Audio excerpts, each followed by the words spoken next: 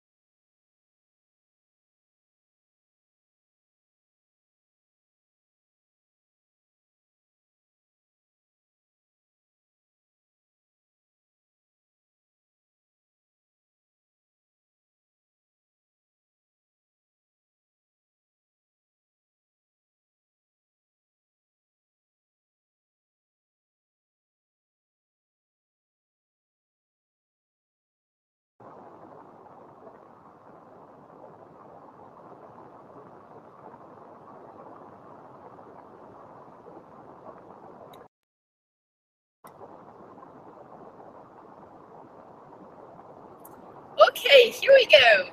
Welcome again. Welcome back to those who joined us in previous event last week, and welcome to the new participants. So this week we are talking about scope and time management, time planning. Last week we talked about the project handler. That was an introducing process, and this week we are getting deeper and deeper into the planning process. I love planning. Do you? Probably not, most of you. But it's very interesting and definitely very, very important for success. Okay, I want to introduce, before starting, I want to introduce my partners here. Maria Fernanda, she's in Washington, D.C. She's the chief here. She's coordinating this event. She makes it possible. And then we have Leslie Ann and Karina. They both are backup experts. I'm going to be the lead expert this time. And Leslie Ann is in Suriname and Karina is in Trinidad and Tobago. They are both IDB staff and very, very close to planning and execution of our loans. Okay, and let's start, right? So let's look at the questions. Oh, we have some statistics from this week. Okay, so almost 5,000 participants, quite a lot. It's really exciting to be sharing these modules, this learning experience with 5,000 participants. 1,600 active participants and almost 600 views from last session. So it's great. It's really, really amazing. Thank you for being here, and I hope it's going to be interesting. And now we go to the slides. Yes, let's look at them. Okay, here we have our first question from Luisa. It with 11 votes. Okay, let's see what Luisa was wondering about. When performance is measured by indicators that take into account accurate planning, how to avoid that project teams are pessimistic in estimating times and defining the critical path? Okay, that's a very interesting question. So the first very important thing I want to remind you is that when you use earned value indicators to measure deviation, this deviation is measured when you are ahead or behind schedule. Meaning that the indicators are going to be red, let's say, so they are not going to look good when there is any type of deviation. It's going to be a decision from the organization or the team leader to decide if there is any deviation that it's going to be, let's say, worse taken than another. But the indicator is going to show that there is a deviation, any kind of deviation. Even if you are ahead of schedule, that deviation is going to be a red alarm, because what you are measuring is that you are not doing what you planned. So when your team wants to be, let's say, pessimistic, what you have to say, as we do at the bank, is that the deviation is going to look bad, even if you are ahead of schedule. They need to plan accurately to have a good efficiency indicator. Otherwise, if they try to trick the system, the indicator is going to show a deviation, whether it is ahead or behind the schedule, and that's a bad sign. Yes? So what efficiency indicators measure is the deviation. Whether it is ahead or behind the schedule, it is equally negative. Second very important thing I wanted to share with you Pessimistic is a word that doesn't come along with planning. Why? Because you have to justify your estimations, meaning that you need to go to your estimation tools. Let's say, for example, parameter estimations or historical data to justify why you've chosen to define an estimate, to define a duration and not another duration. When you say, this process is going to last 6 months, you have to justify that. It's not that you say 6 months because that makes me feel comfortable, because I know I may do it in 4. You have to show why you've chosen to estimate that duration in 6 months. And that duration needs to be justified because of previous projects taking this long, or because you've decided to you have some market data that justifies this duration, or a cost estimation, etc.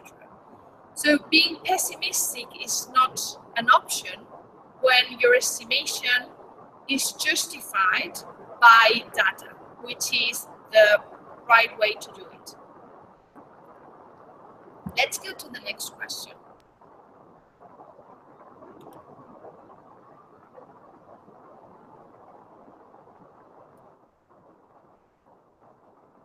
Okay, question number 2, it comes from Okpona. It has 2 votes, and the question is the following one. Okay, in reality, even when project managers do a detailed WBS and scheduling, there is still cost overruns and deadlines missed. Are there any behavioral characteristics or soft skills a project manager should have or acquire that will improve the chances of meeting the project objectives? Yes, there are, but before going to soft skills, I want to remind you the importance of well applying hard skills. So, first one, when you're estimating cost or time or duration, activity duration, you have to use estimation tools. It's not a matter of, it's not so much a matter of what I know of previous experiences, of what I think it will take. It's a matter of using estimation tools. And this point links me to the previous question and my previous answer to it. We need to be very professional when we are doing estimation. Otherwise, of course, we have overruns and we are behind schedule because we are not being rigorous about our estimation. So first thing we have to remind ourselves when we are planning is that a rigorous cost and time estimation, it's a very important part of our success. Second hard skill we need to remind ourselves when we are project managers is that an active and continuous monitoring and control is very, very important. And by active and continuous monitoring and control, I mean doing forecast. And when we do that, when we forecast the actual data that we have from our project, we can feedback that forecast to planning before it's too late. Before it's too late to cut those overruns or those overschedule. Third hard skill we have to remind here, very important for success, is a strong risk management. And by that, I I'm talking about looking at our first plan, our first schedule, our first budget with risk management eyes. We look at that and we say, what could go wrong? Did we ever achieve this type of scheduling? Do we have any historical data that tells us that this is a good planning, that we really could do it? Or we're just trying to be very optimistic? Are we just trying to be the best project manager in the field? Because that's usually a bad sign. So let's try to estimate with rigor, cost and time, with historical data, looking at market parameters. Once we do that, we actively monitor our execution every week. Every week we look at our schedule, at our budget, and we say, are we okay? Are we doing okay? Is what I plan, is it being executed? And if it is, we put our risk management lens and we say, what could go wrong? Do I have any experience from other projects in this sector, in this country, that tells me that there are some lessons learned that I could apply to my project? Okay, and this is for hard skills. But of course, it's true. You were absolutely right, Roma. Soft skills are really, really very important. Which ones? Why? Okay. All those soft skills related to external factors are very, very important. You can be the best project manager applying those hard skills that I previously talked about in the best way, managing in a very active and everyday way, but there are other factors, external factors. For example, stakeholders. So, managing stakeholders, focusing on communication to manage a stakeholder's expectations is very, very important to be able to implement your planning, because they're going to interfere, especially in development projects. When you are in a political ground, when you have a lot of external factors looking to your project as something maybe against their own goals, or maybe something not so interesting to prioritize in their own agendas. But again, I want to remind that even communication and stakeholders management, which are soft skills, very delicate, very changing, even those, you need to include them in your risk management approach. So if you know that you have a tough environment, you need to include some risk management actions into your schedule and your budget to try to manage that. Yes? Okay, let's move forward. Third question.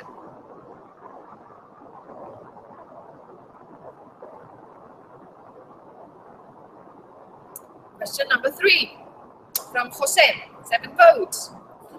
I participated recently in a project where there was a caution time, okay, buffers, of 1 week, extending the duration of a specific activity. In which scenarios is this recommended, and how this may affect the associated cost? Okay, very good question, and it goes back to risk management. When do we include buffers in cautions, as Jose was saying, in our budget or in our schedule? When? Well, when it's an action taken from or after a risk management process. So you identify your risks, and let's say, as Jose was suggesting, that there is a specific action and a specific working package or activity that you identify it's risky, and you decide after the qualitative and the quantitative analysis that you need to include a buffer in your schedule or in your budget to be able to manage in a proper way this risk. You decide that, and you establish that your response to this risk is going to be this week added, as he was saying, this week to be added to your schedule. That's a risk management response. When it is, it means that you've already analyzed that risk and that response. And a very important part of this analysis is to establish the cost. If you've included a buffer in an activity, it means that you have previously analyzed the effect of that risk management action in your triple risk constraint. You've analyzed the impact in your scope, of course, in time management and in cost management. Otherwise, don't do it. So the only moment where it is really recommended to include a buffer is when it is an action taken after a risk management assessment, a risk assessment. Okay, next one.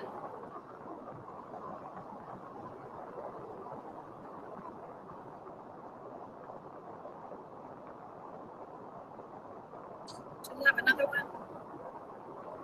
Question number 4 from KP. Okay, clarify key concepts used in module 3 on time management tools. So when we are called upon to actually apply the concepts learned, we can do so. Okay, yeah, I remember that question. Okay, so this is mostly about networking, right? And to do that, and I think we have a very similar question, the next one, right? Let's see the next one, because if I remember correctly, it's very related to what module 3 talks about, and it's gonna, yeah, clarify the network diagram and how to read it. Okay, so when KP was talking about module 3, he was talking about the network diagram. So let's go to, what I want to do here is I want to share with you a real life example of how and why we build a network diagram. I know when you learn it for the first time, it looks like a very theoretical thing, right? So that's why I guess this question, KP was talking about real life.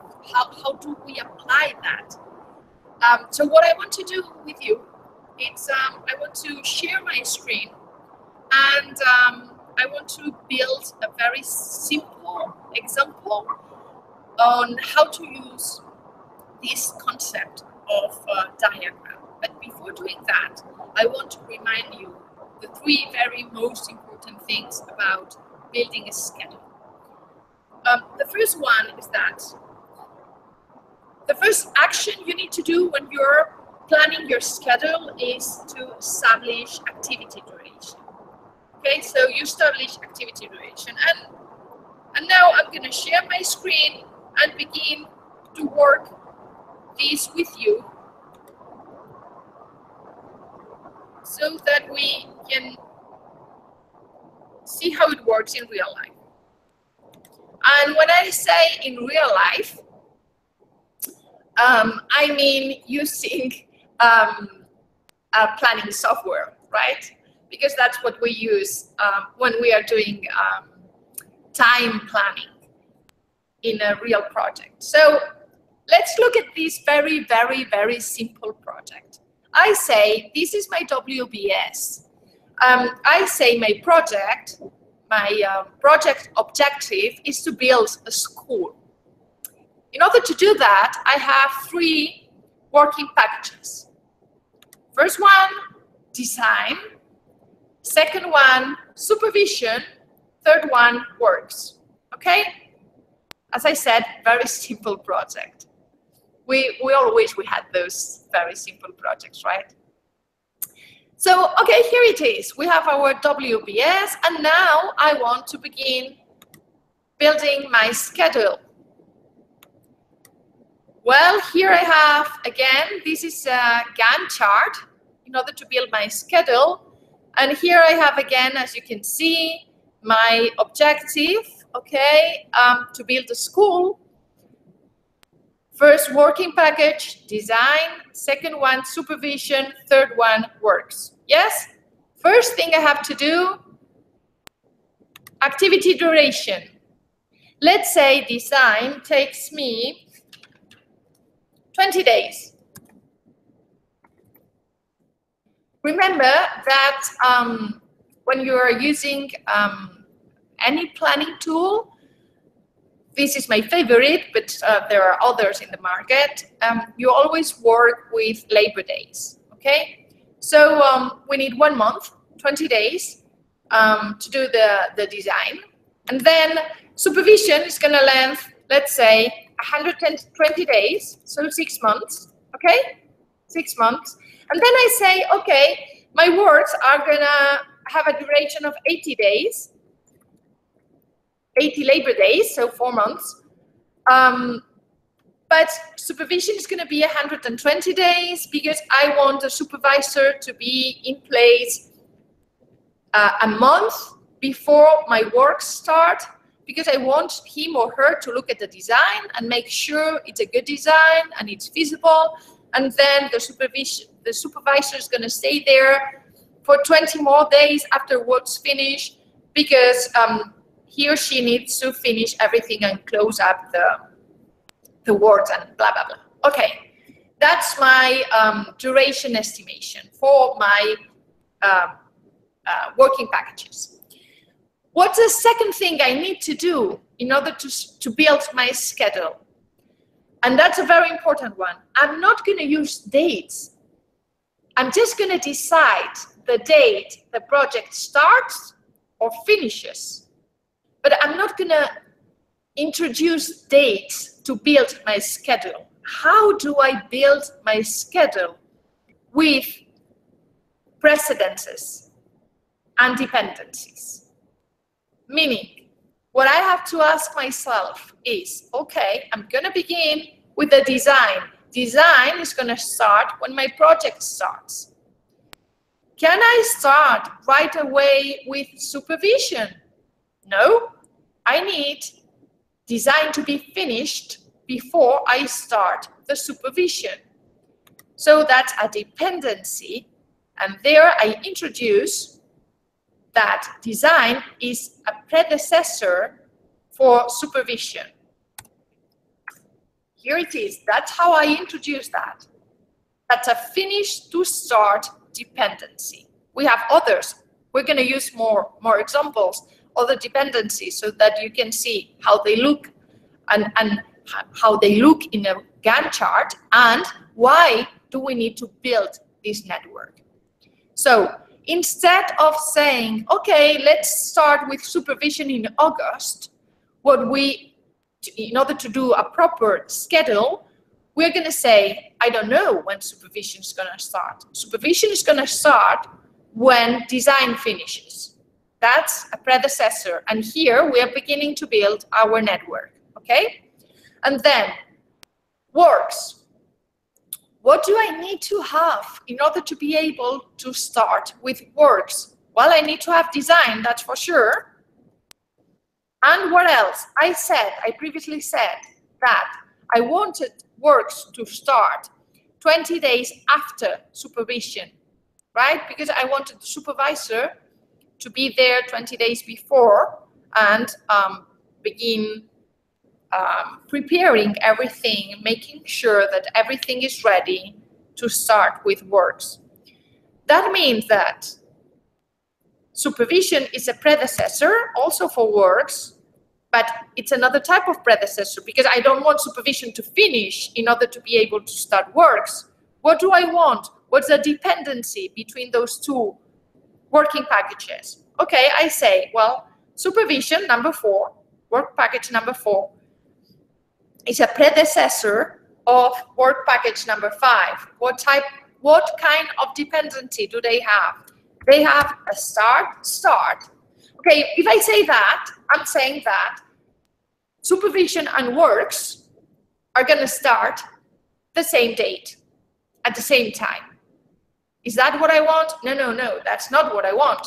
I want to start at the same time plus 20 days. And that's what we call leads and lags. It depends if I want to start 20 days before or 20 days after. That's going to be leads and lags. In this case, I want to start 20 days after we start supervision. Why do we do that instead of introducing dates? Because when you do that, and that's building your network diagram, when you do that, if the design or if the starting date of the project is delayed, so if we cannot start when reviewed, then everything's going to change here. So if I say that instead of starting July the 20th, we start later, everything automatically is going to change.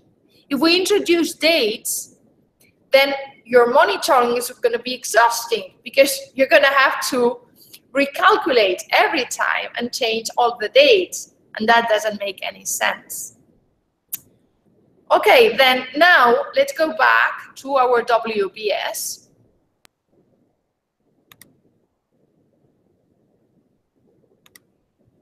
To make it a little bit more complex so that we can use more examples. I go back to my WBS and I say, oh my God, and this is again scope planning. I say, oh my God, building a school is not my project. What I want is to have a real school. With students, I want to be able to open the school. And then I change my WBS, I change my scope, and I say, okay, what I really want to do is to open a new school. In order to open a new school, I do have a component, a deliverable, that is to build a school. But that's not my project. That's only a component of it, or deliverable. You can name it as you want. And there I have my working packages. I have my design, my supervision, and my works, as we saw before.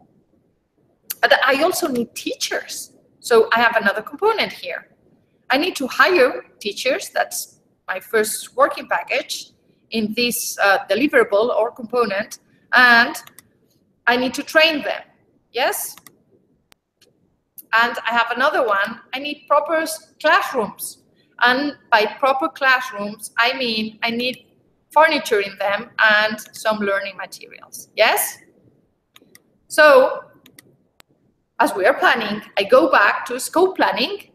I redo or I complete my WBS, and then I go back to my schedule and I need to build it again. So again, first task when scheduling, we have to do, I wish you could talk, activity duration, right? So here it is. I already did it for you to make it quicker. So we have this, our duration here, 20, 120, 80, and then hiring, it will take me 60 days, and training 20 days, and then furniture is going to take me 20 days, and learning materials, let's say it's going to take me 20 days also. Okay, let's do our dependencies. Let's begin with our diagram network. Hiring. Could I start hiring right away? do I need something in order to be able to start hiring? No, I don't need the design. I don't need the supervision. I don't need the works. I could start tomorrow. Okay, let's start tomorrow. Training. Could I start training right away? No, I cannot. I have to hire before. Okay, then here I establish a dependency. Predecessor, it's activity number 7. Furniture. Can I start installing my furniture? Well, no, I cannot, because I need to have a building to be able to put my furniture in. Yes? So let's say number 5 works. It's going to be my predecessor. And learning materials. Can I already buy my learning materials? Well, I could, but what I certainly need to do is to have my learning materials before training the people. So what I'm going to do is I'm going to say that there is a dependency here with learning materials and training. So 8, and I want them to start together. Yes? Once I have that, I'm going to analyze my critical path. And you can see it here. It's in red. Oh my God, it's a very critical project. Everything looks red. If I don't want to have such a high risk, and that's going to be something the team leader with the team project is going to decide, or maybe the organization is going to decide, but that's a decision you have to make. If I don't want to have such a critical project, everything in red, then I'm going to start changing my dependencies. I'm going to start playing with my network diagram. And here is when I'm going to decide, for example, well, I could start hiring from the first moment, but do I need to start hiring from the first moment? No, I don't. Why? Because this is not a critical path. So what I want to do with this is I want to oxygen a little bit this moment. You see, this moment, this from July to September, October, it's a very critical time. Everything is in red. So I want to give some oxygen to that. I don't want to elevate my risk by introducing another activity that I don't need to be here. So in that moment, I'm going to say, okay, you know what? Let's wait and we'll start hiring when, let's say, works.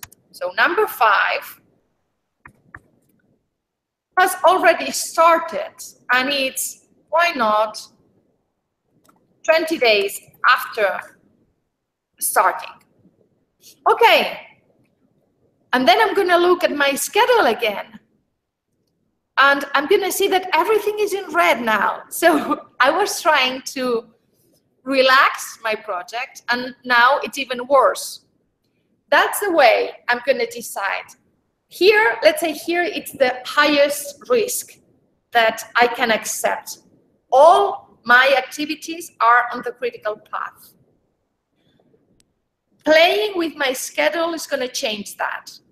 For example, I'm going to say, okay, I could change furniture.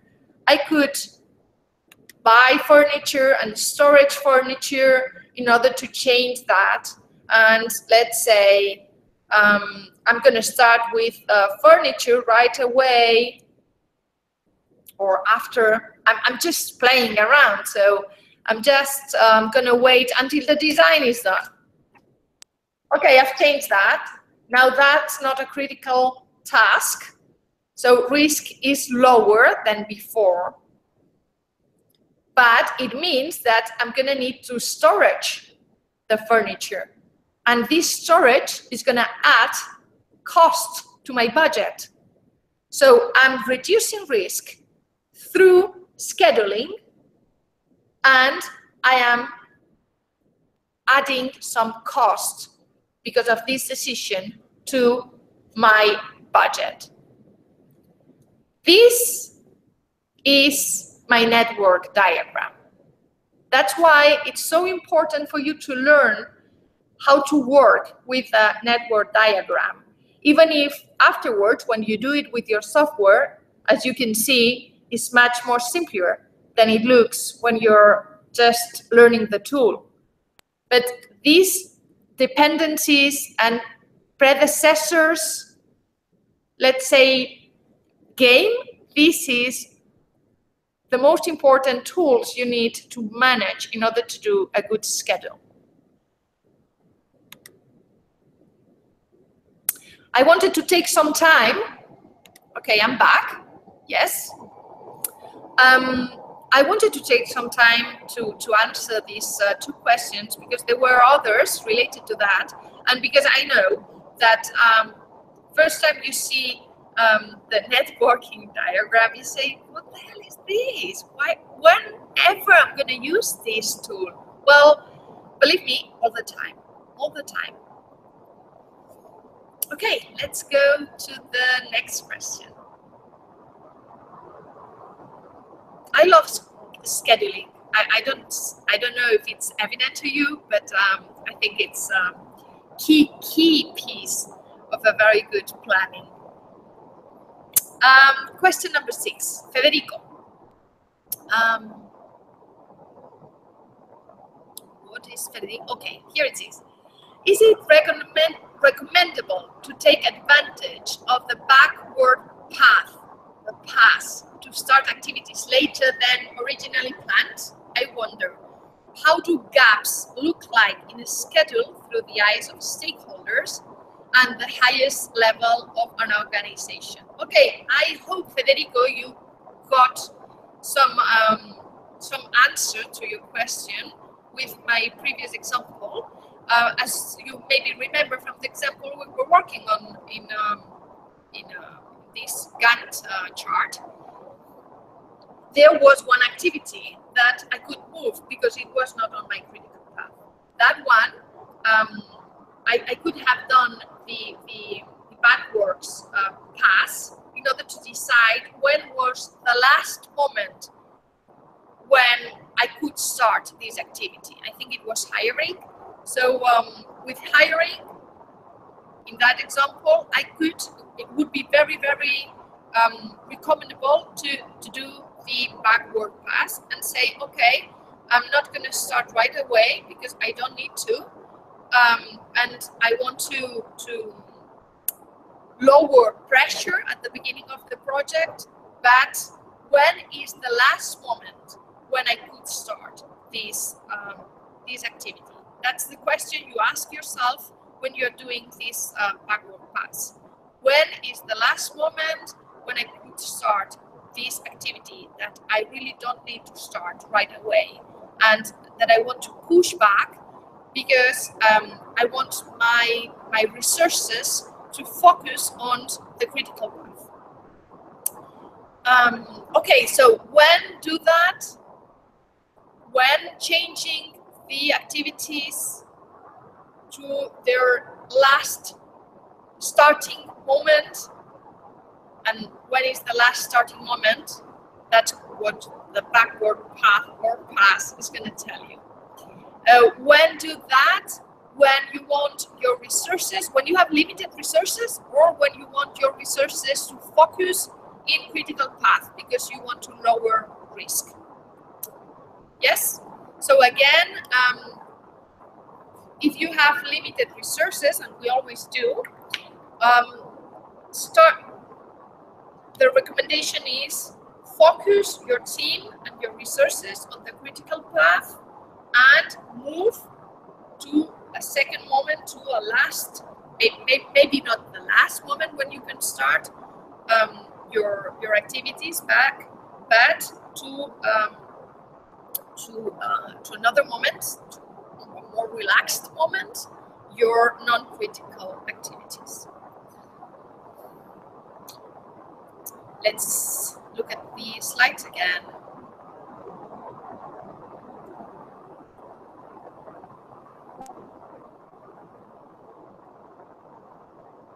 Could I see the slides again, please?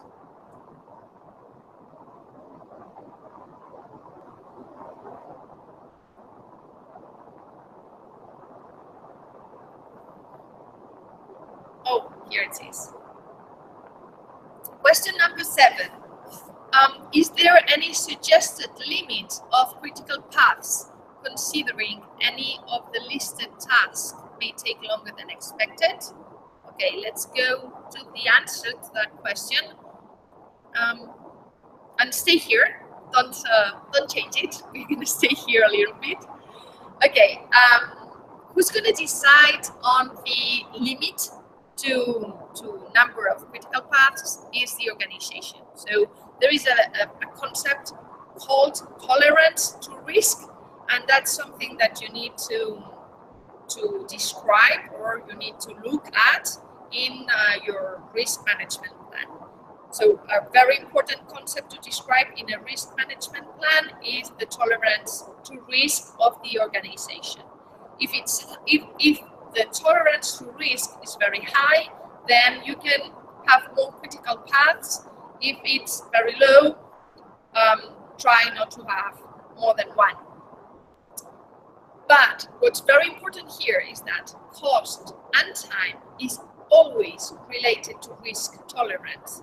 Meaning, if you have a lot of critical paths, it's because the organization has a very high tolerance to risk, but that's gonna have a higher cost. Why? Because if you have a lot of critical paths, it means that your schedule is very tightened. So you're really crushing your schedule in order to, or because you don't have time enough, so you're crushing it because you don't have time, or because you decide to include a lot of resources into this project, and that's gonna increase your budget. So when you want to crush your schedule, and because of that you have a lot of critical paths, you have to accept that that's going to be costly.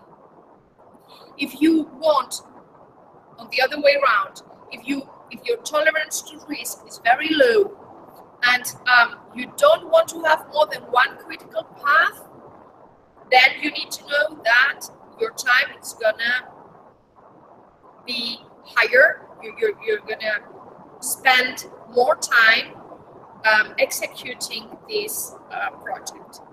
So it's a decision, it's a balance. A balance always costs, time, and risk.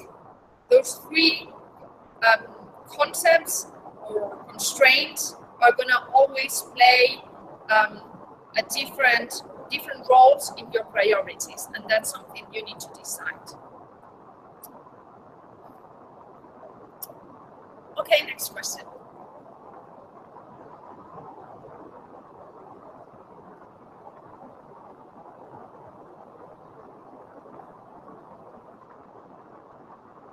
Oh, okay, that's a live question. Good. Okay, welcome. Could you clarify the difference between work packages and deliverables? Sure, yes. Okay. Deliverables is what the results. A deliverable is a result or a product that makes you achieve your objective. So when you define your objective, the next thing you need to do is to say, what do I need to deliver in order to achieve this objective? So when you look at your WBS, deliverables are the second level. The logic behind that is the following. I have an objective. This objective needs to be achieved through these deliverables. Okay, inside each deliverable, there are things you need to do, actions, and those are your working packages. Inside your working packages, you're going to have activities. A work package is a unit that you can define cost and time for it. You can estimate how long it's going to take to do that working package and how much it's going to cost. Adding your working packages, you'll have your deliverable. Usually in development projects and social projects that are complex, deliverables are results. And in IDB world, deliverables, as Deliverable is a PMI word, right? Deliverable, usually in IDB world or language, it's a result that you include in your result matrix. I hope that was clear. I know words change between organizations, and we use them in different levels in the WBS. What I was trying to use only PMI words and PMI definitions, so that we all know where are we working. We all share the same background. So deliverable in PMI wording, it's a result or a product that you need in order to achieve your objective. Do we have another live question? You can introduce your questions, your live questions now.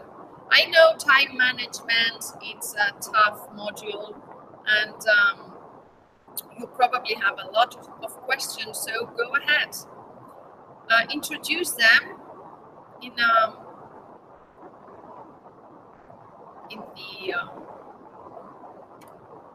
the link that you have. I'm not really sure where.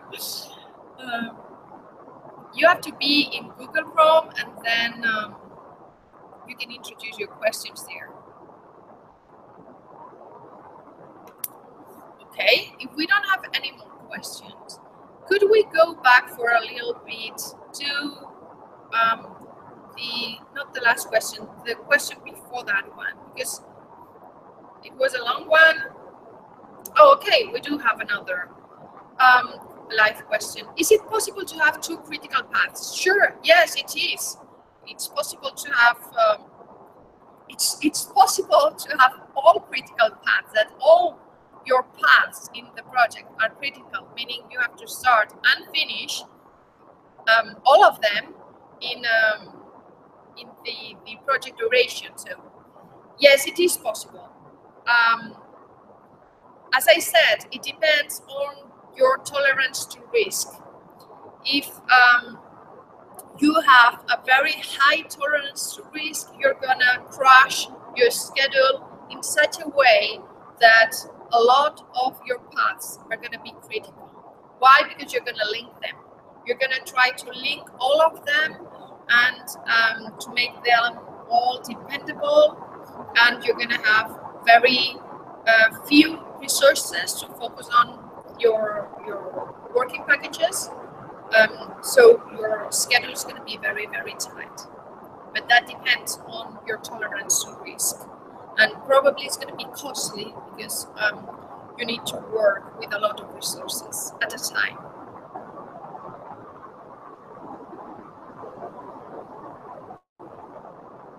More questions? We still have some minutes to go. So if you want to ask me something else.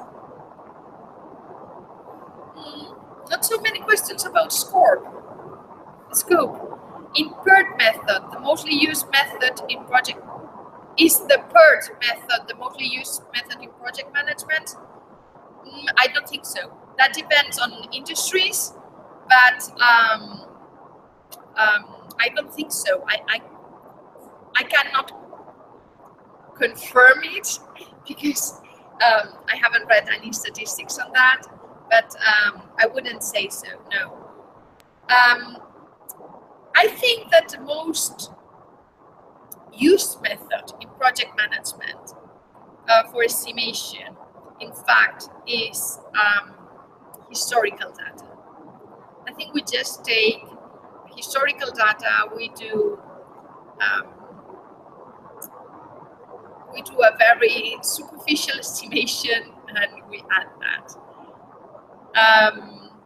But I'll check it. I'll check if there are any statistics about the most used methods, and I'll come back to you next week. I sure will. I'm going to write it down, in fact. Statistics.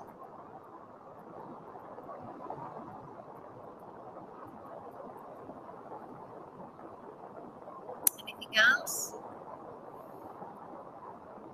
I was saying, no, you don't have any questions about scope.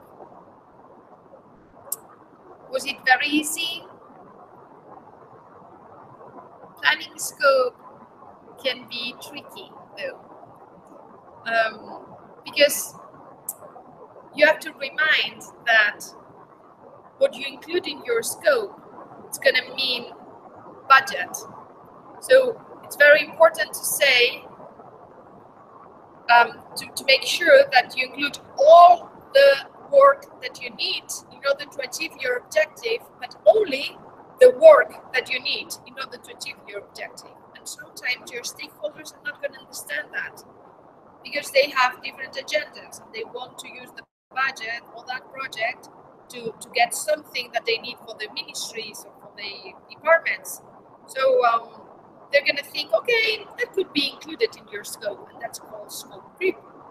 And you have to be very careful with that, because including an activity that doesn't need to be there in order to achieve your objective means more resources, time, risk, and cost added to your project, and no reward in terms of impact, right?